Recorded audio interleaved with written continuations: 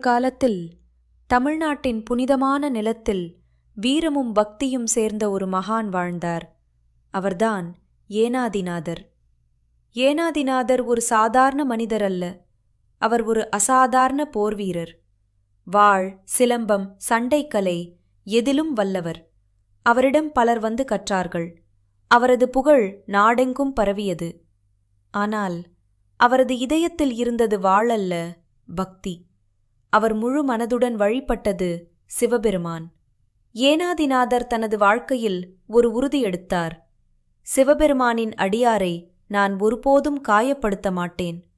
யார் நெற்றியில் திருநீறு பூசினாலும் அவர்களை சிவனடியார் என்று கருதி தலை வணங்கினார், அவர்களுக்கு உதவி செய்தார், அவர்களை சேவித்தார். அவருக்கு சிவனடியார் சமம், மனடியார் சமம் சிவபெருமான். அந்த காலத்தில் ஏனாதிநாதருக்கு ஒரு எதிரி இருந்தான்.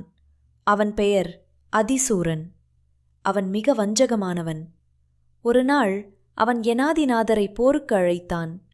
ஏனாதிநாதர், நேர்மையான போரில் மட்டும் நான் போராடுவேன் என்று கூறினார். போருக்கு வரும் முன் அதிசூரன் ஒரு சூழ்ச்சி செய்தான். அவன் தன்னை சிவபக்தராக காட்டிக்கொண்டான். திருநீறு பூசிக்கொண்டான். சிவனடியாரைப் போல வேஷம் போட்டான். இதனால் ஏனாதிநாதர் குழப்பமடைந்தார்.